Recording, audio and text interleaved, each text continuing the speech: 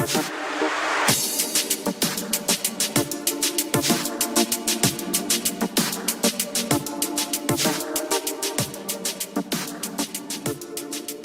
guys? It's Dave here again. Welcome back for another episode of FFBE War of the Visions. Today I'm going to be going over 3 things.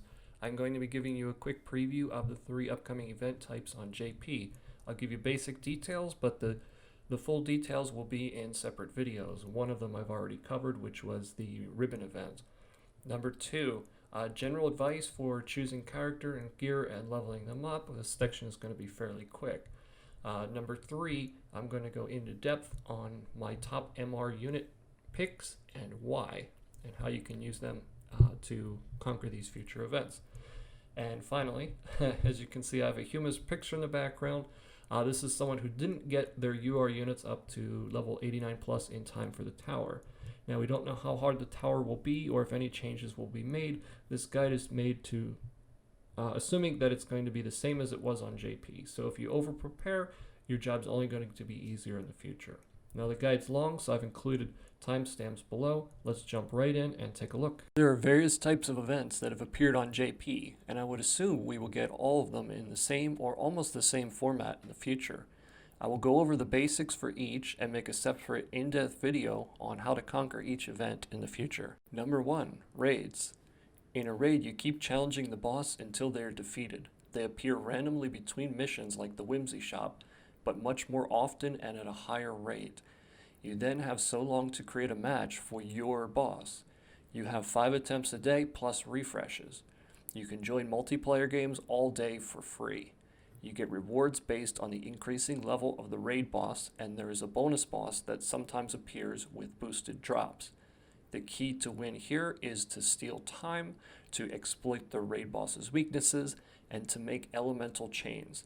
You only have 20 player turns, even with 4 people, so the above 3 are an absolute must to defeat level 100 raid bosses and level 10 bonus bosses in order to get the best rewards. Number 2, towers. Towers are a set of maps that go up in difficulty and slowly give better rewards. Once a unit dies, they are done. Once they use up their TP and their skill charges, they can't use them anymore. You can only rest once a day to reset all of this. Auto attack on low floors and use multiple teams to get to upper floors as soon as possible to have as many chances as possible to challenge before the event ends. The key to win is to have at least 2 teams of units as strong as possible with a mix of elements, strengths, weaknesses, utility, etc. Number 3, hard bosses and challenges. This is like a combo of the raid bosses and towers. You need a super strong team or need to be able to exploit their elemental, attack, or status weaknesses and also utilize steal time, chains, etc. Alright guys, here's for section 2, general tips when preparing for future events, how to choose your characters, etc. For those of you who are already familiar with the game, you might just want to skip on to the next section and see my recommended units. But for anyone else, just hang around. So number 1, get all of your units to at least level 79, limit break 3, 6 star to unlock their full job tree and at least get those up. You'll be missing out on some stat points, but you'll at least be able to get all of their skills to the highest level. Number 2, prioritize a strong main job. Why would you do this? Well, for example, White Mage, if it's a sub job, they don't have access to all the strongest heals. Number 3, healers only need to be level 79. Again, back to number 1. But as long as you protect them in the back, use a tank, you should be fine. And finally, 4, diversification. So elemental types. 1, you have limited resources, so short term, get as many units up as possible. And 2, exploit boss or enemy weaknesses. Number 2, unit types. So make sure you have your tanks, your healers, your support, and your physical and magic damage. I'll go into more detail. And 3, rarity types. Instead of having just a couple UR units, you want a strong team or 2 of UR, MR, SR mixes to be able to challenge events. Next, we'll take a look at which units I recommend raising up, but first I will explain how I chose them. Number 1, the unit must be MR. Number 2, the unit has to have come before the tower. The deep dungeon was made easier, so everybody except rerollers should be able to clear that with no problem. But if the tower remains as difficult as it was, you're going to need 1 to 2 strong teams to get through there. Number 3, the units cannot be limited time. I will not be reviewing those, but if you do have Istola, Gafgarian, Etre, etc., they're absolutely great units to use. And number 4, the unit has to have a good main job or combo of main and sub jobs, or good stats resistances, or a combo of everything here. There are some characters that you guys may like that I do not include, but please keep in mind that this is my opinion, and every character has a niche that they will be good at in the game. I am solely focused on choosing them based on the raid, tower, and challenge boss events, not PvP or anything else. Let's jump right in and take a look at each character I chose and why I chose them. Okay, I've divided the characters into 4 roles. Number 1, tanks. Number 2, healers. Number 3, support. Support I consider your time mage units, your thief with steal time, and then your green and cleric with different debuffs, etc. Now, even though cleric and green mage I can't really recommend right now on global or even JP, I think in future boss fights where you need resistances or bad things removed from your characters, I think they will be very powerful, but I have yet to see that. And number 4, magic and physical DPS. But before we jump in, I will answer the question as to why MR or SR. While I would never recommend most MR or SR units over any UR, with the exception of Eileen, etc., I would still recommend them for the following reasons. Number 1, versatility of elements, skills, jobs, and resistances. So some of them, they're going to complement your main units, they're going to be strong against bosses, they're going to be strong against different attack types, and you might not have that available to you at the current time with a UR unit. Number 2, Trust Master rewards. Some of the MR units and below have really great Trust Master rewards that are going to help even your UR units both now and in the future. Number 3, the ability to max out more units to 99 for the tower and other events. Even if you have really great UR units, getting them all to 99 is absolutely impossible right now in the game if you're not a whale. And by the time the tower comes out, you'd be very, very lucky if you had even 3 or 4 all the way up to 99 with their shards. So getting those weaker units up is going to really help you there. It's going to help you get all the rewards. Number 4, synergy with other units. An example here would be Shadowlynx, Kitone, and Venera with their dodge mechanics. Or you could have other things, for example, Stern, and you could use the Dark Gunner Rairyu. He's going to maybe steal time or something like that, or do his gun attacks, and then Stern can chain off that. So you have 2 dark chaining units instead of using Ziza if you don't have her or something like that. And number 5, play what you like. If you really like one of the MR or SR units, don't let anyone else tell you how to play the game, right? Because in the end, the reason you're playing this game is to have fun. And if someone else is telling you how you should have fun, then that's going to alter your experience. All right, as you've probably already guessed, Monte is the first unit. He's a free unit to all players, but even though he's free, he's an absolutely great unit and borderline UR in my opinion. So how we'll move through all the characters, I will introduce the character, their stats, their job and sub-job, and some of the strengths there. Their master ability and their trust are up on the screen. I might make mention of it, but you can just use that as reference. I will explain why each character could be strong. Okay, so starting with Monte, as you see from his stats, his main strength is his hit points. He's got a decent agility even for an MR unit. It's not super high, as some are in the 50s, but for a tanking unit, it's not too bad for MR. He's also got a decent attack, not as high as some of the other units, but he can still dish out some pretty decent damage with his Lord main job kit.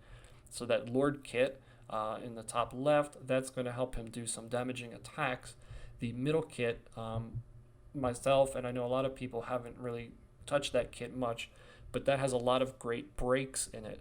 That's going to help you with reducing how much damage the enemy is going to do to you, etc., and could be very useful in different PvE situations. And finally, the Paladin kit with Sentinel and other great abilities there, that's going to allow Monte to tank. So I know my Monte when I'm using him, he's usually in Paladin mode. He can take quite a few hits, and he still has access to all of his Lord abilities. So he's not losing any attack by being in that kit right there.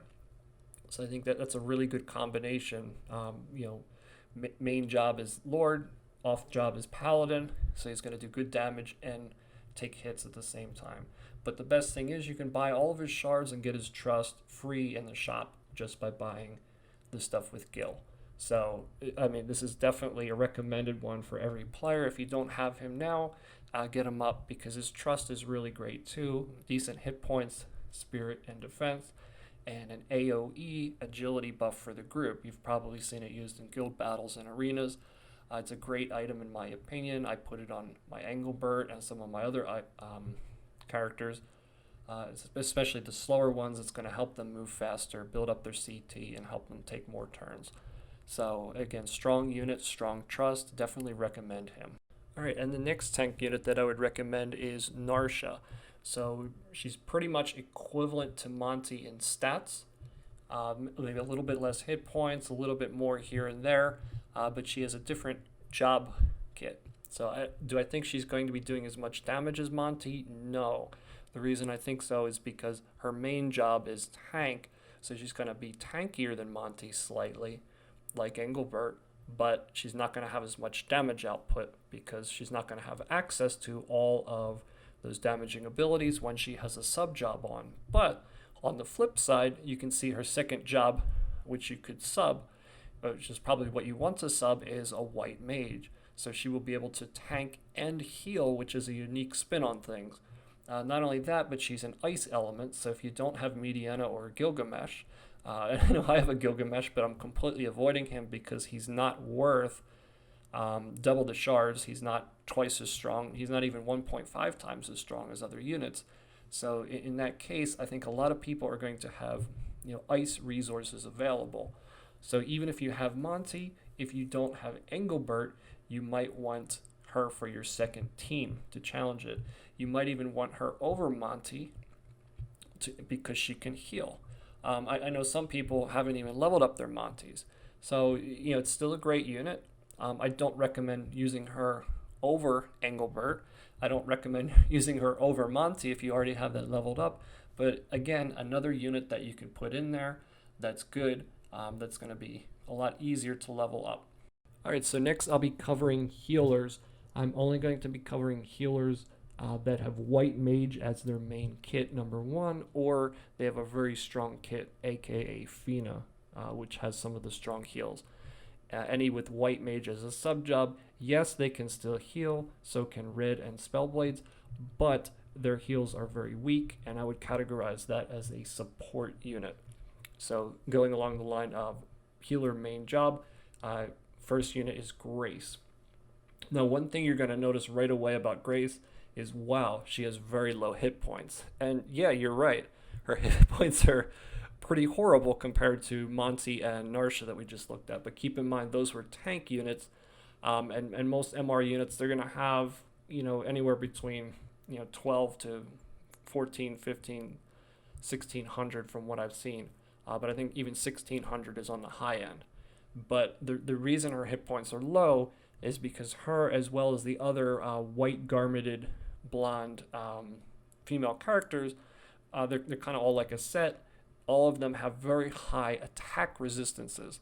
So even though her maximum hit points are low, she's going to make up for that because she's not going to take as much damage as the other units.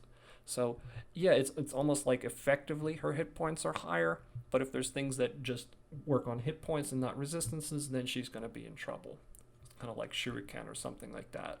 But she has Green Mage and Lancer. Lancer I think is kind of a waste on her. Maybe she can do damage on the side too, but her attack is really weak, and plus 7 attacks and 6 attacks in her tree, etc. I don't think it's really adding to the unit, so that's very unfortunate that they chose that.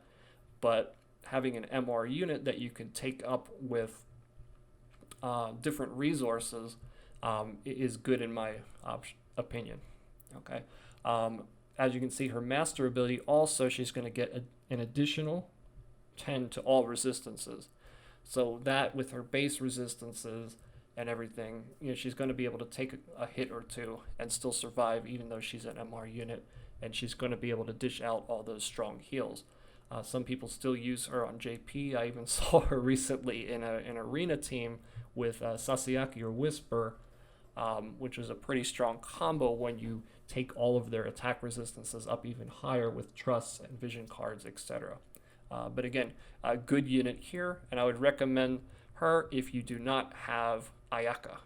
All right, next healer is Feena. She's still a pretty good unit overall as a healer, but I don't think she's as good as Grace as a healer, and here's why. Number one, Grace had a slightly better kit towards healing.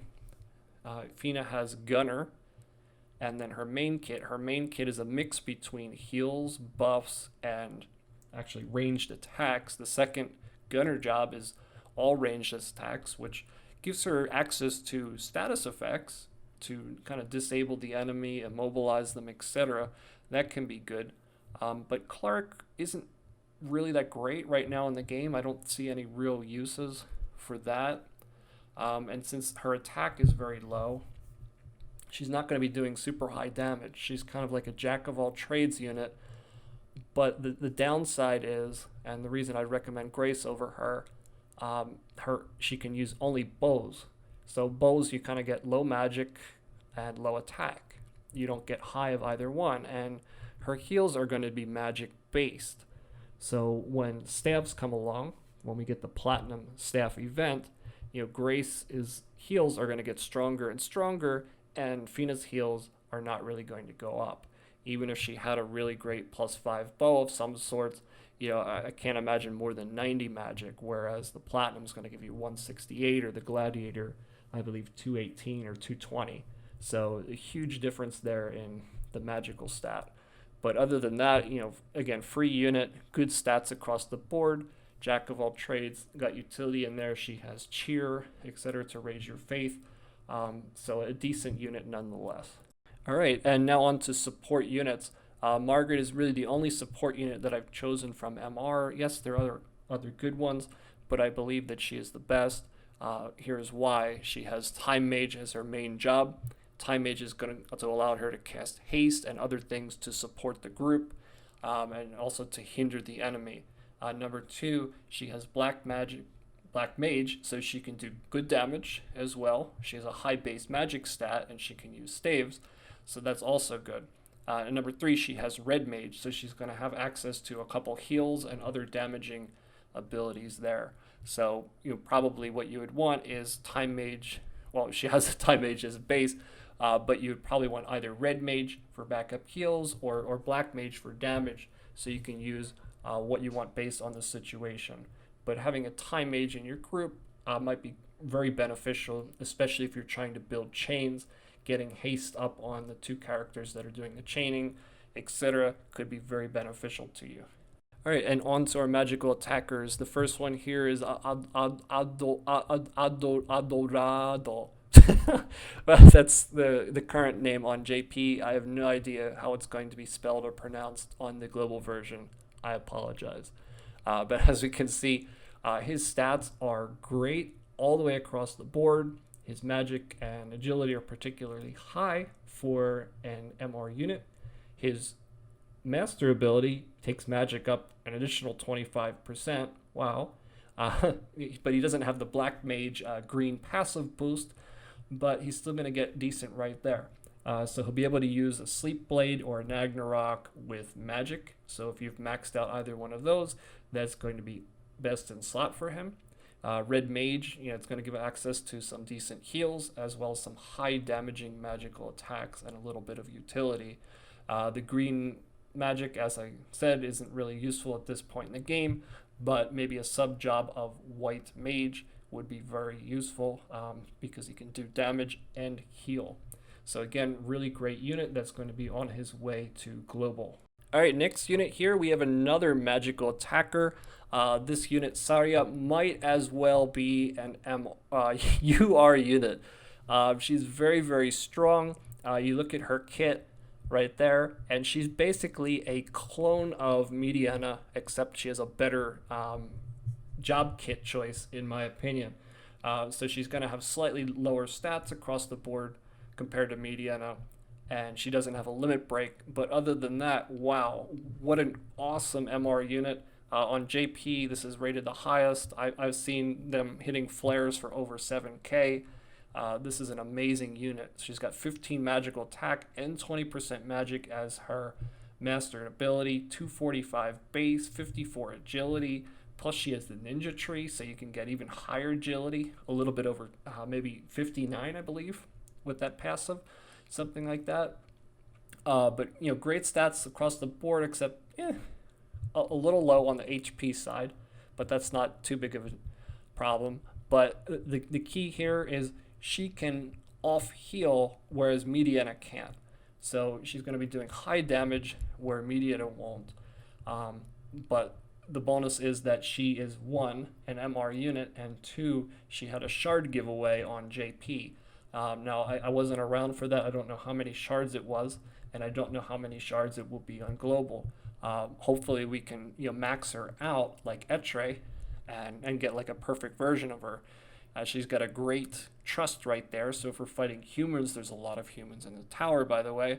We're going to be doing man killer to those and doing a lot more damage. So this is an absolutely excellent unit, and you would definitely want to try to pick up a copy of her. Alright, and on to physical attackers. Here we have Rairyu, which I'm assuming was Lightning Dragon in Japanese.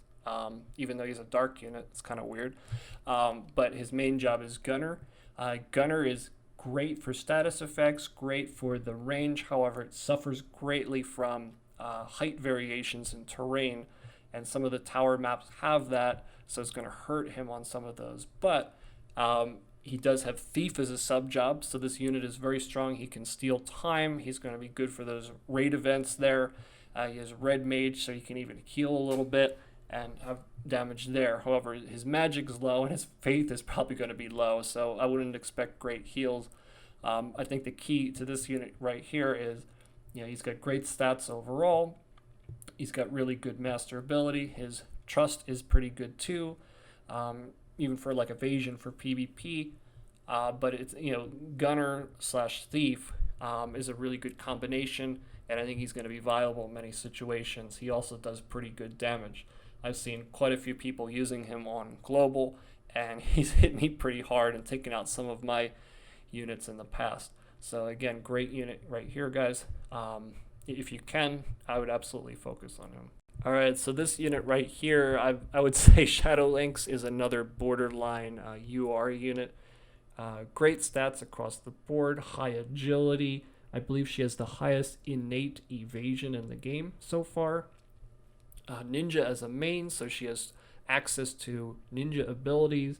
By the way, ninja abilities like Shuriken and what does she have? Anton, I believe it is, that ability. All the Ton abilities, they do great damage, as well as Shuriken. They're not affected by attack resistance types, I believe. So I've seen them do really high damage on floor 19 of the tower when you're looking at like 50, 60 or more resistance to certain attack types. So ninjas are very strong in events like that. She also has Samurai, which is going to give her access to like evasion, different buffs, other damaging abilities, and Dragoon, which can help as well with movement and just a variety of different attacks. So again, this is a very strong unit, good in PvP as well. I've seen her with Katon, Venera, and other like support units with evasion teams. So even though she's an MR unit, still a really great unit to have.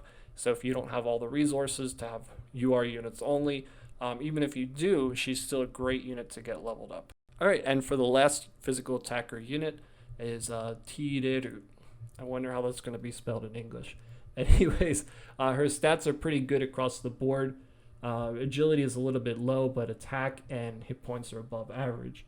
With her master ability, her hit points will be even higher, making her slightly tanky for a physical damage dealer. We don't have many of those right now. A lot of them will just be one shot.